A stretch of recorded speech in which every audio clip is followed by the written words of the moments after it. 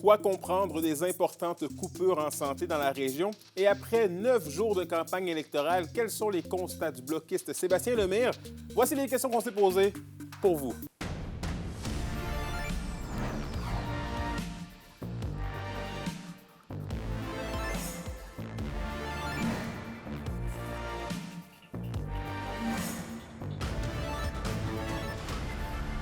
Ici Anthony Dallaire et voici vos informations.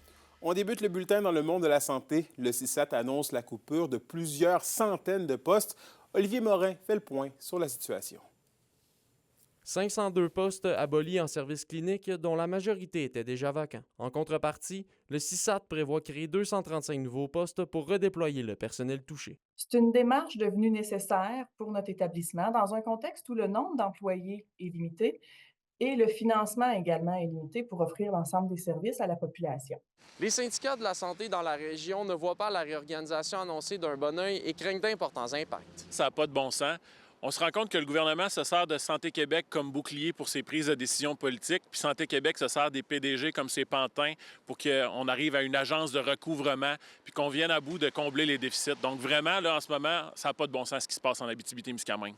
C'est une grosse restructuration actuelle et ça aura assurément un impact là, sur les services, notamment au niveau du secteur de la prévention, en santé publique, au niveau de la réadaptation physique, au niveau de la réadaptation là, des services en réadaptation des déficiences intellectuelles, déficiences physiques, mais TSA là, au niveau du trouble du spectre de l'autisme. La réduction de l'utilisation de la main-d'œuvre indépendante, de nouvelles compositions d'équipes et la diminution du nombre d'heures de travail sont d'autres moyens prévus par l'organisation. En réduisant le nombre d'heures qui n'est pas réalisé de façon directe auprès des usagers, en réduisant le nombre d'heures de travail aussi qui pouvaient être effectuées à l'occasion en surplus au sein des équipes de travail. On se souvient qu'en contexte de pandémie, on a beaucoup bonifié nos structures de poste. Carl Véro de la PTS mentionne l'absence de concertation en lien avec les décisions. Le conseil d'administration de Santé Québec est complètement à l'autre bout de la province.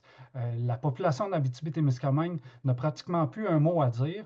La période de transition s'échelonnera tout au long du printemps afin de réorganiser les équipes de travail touchées. Olivier Morin, RNC Nouvelles, Rouyn-Noranda.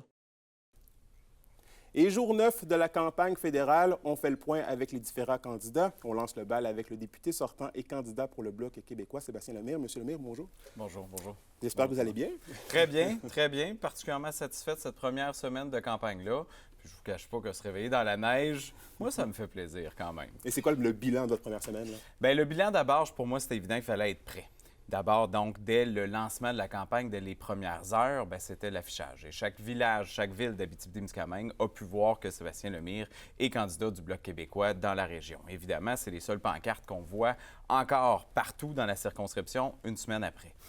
Dans le contexte aussi, c'est d'aller à la rencontre des gens. Pour moi, j'ai commencé avec le sud du Témiscamingue, d'abord par les communautés autochtones, parce qu'un engagement que je trouvais important de prendre, c'était l'enjeu des assises territoriales. Parce qu'on a deux territoires qui sont Longue Pointe et Wolf Lake qui n'ont pas encore ce statut de réserve. Évidemment, de la loi ces Indiens, le but n'est pas d'en faire le débat, mais c'est que ça vient avec des ressources.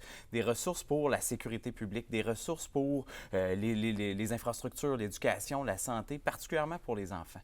Et ça, il y a un manque à gagner qui doit être réparé, et ça, c'est historique. Là.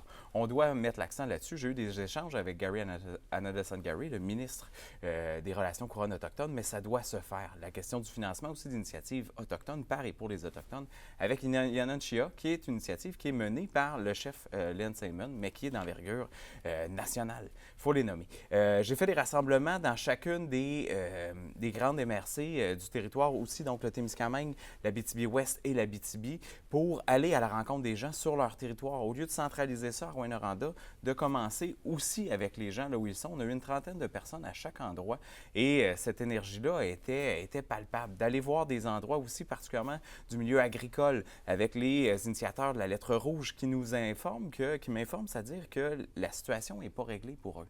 Et de façon particulièrement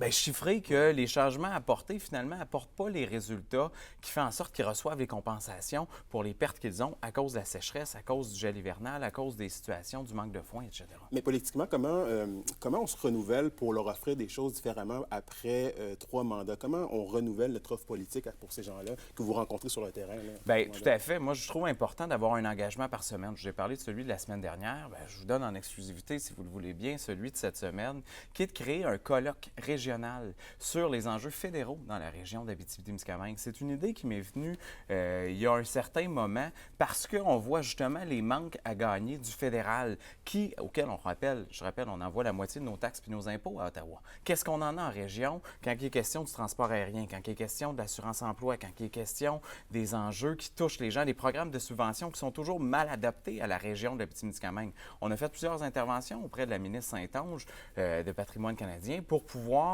faire en sorte que la réalité de nos festivals qui sont coupés parce qu'on n'a pas d'artistes locaux. On ne reconnaît pas l'art culinaire comme un art local et des artistes locaux.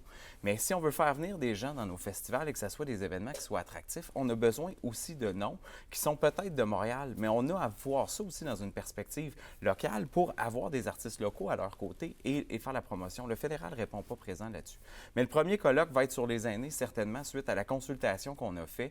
Il y a un besoin des gens de se connaître, de connaître les services de tout et chacun, parce que malgré eux, les gens travaillent en silo et c'est quelque chose qui était ressorti des consultations. Mieux se connaître, mieux se comprendre. Puis ça, bien, je pense que c'est une réalité que je peux offrir, de pouvoir faire une concertation régionale, une grand-messe sur les enjeux du fédéral dans la région. Puis on va se rendre compte que, Colin, il y a encore beaucoup de travail à faire. Vous avez des engagements, clairement, que vous voulez donner aux gens de la région, mais 2 avril, tarif douanier de Trump, on l'a vu la semaine dernière, dès qu'on parle de Trump, il y a très peu de place pour les oppositions. Comment vous allez réussir à tirer votre épingle du jeu jusqu'à la fin de la campagne électorale dans ce genre de contexte-là? Il est fondamental. Et ce que je vois des négociations de Mark Carney depuis les 3 derniers mois, c'est que le Québec est oublié. Il y a beau dire, ah oui, on a parlé que la culture ne sera pas. Non, c'est oublié. Dans cet enjeu-là, il y a les contre-tarifs qui arrivent comme une solution magique. J'étais avec les aciers JP à la Reine cette semaine et ils me disaient que eux, ce qui leur fait mal, c'est pas Trump et son 25 % parce que le prix du dollar canadien est tellement bas que ça paraît pas tant que ça à la facture des clients américains. Mais quand ils font venir de l'acier parce que c'est des grosses pièces custom qui se produisent pas, qui se font pas au Canada, ils ont à les faire venir. Ce 25 % là va faire très mal et c'est là que c'est très difficile de refiler aussi cette facture-là dans un contexte d'entreprise de rentabilité. Donc, ça, c'est un enjeu qui est majeur. Il n'y a pas de solution magique. Par contre, j'étais aussi avec les gens de Rayom de façon virtuelle la semaine dernière. Et pour eux, là, l'imposition de contre-tarif pourrait être une mesure qui serait très bonne parce que ça leur permettrait peut-être de transférer davantage leurs activités dans un marché canadien pour pallier peut-être aux situations qui pourraient être plus complexes avec certains clients du côté des États-Unis. Donc, on est à une étape dans laquelle on explore toutes les possibilités, mais la pensée magique n'existe pas. Ça prend des véritables débats. Mais il faut se rappeler qu'en Abitibi-Témiscamingue, il y a quand même un contexte qui est particulier. L'or, qui est une valeur refuge, fait en sorte que l'industrie minière et l'industrie économique est capable d'être particulièrement résiliente et d'être peu impactée. On l'a vu avec la crise en 2008, on l'a vu avec la COVID aussi. L'économie de l'Abitibi-Témiscamingue s'en tire toujours mieux dans des situations de crise. Mais l'industrie forestière aussi est importante et elle a été oubliée dans les 30 dernières années. C'est elle qui a été le plus sacrifiée dans les négociations. Merci beaucoup, M. Lemire. C'est tout le temps qu'on avait aujourd'hui. Ça passe vite. Ça passe vite en bonne compagnie, comme on dit. Sébastien Lemire, je rappelle que vous êtes député sortant et candidat pour le Bloc québécois. Merci beaucoup de votre passage et bonne fin de campagne. Merci, à bientôt.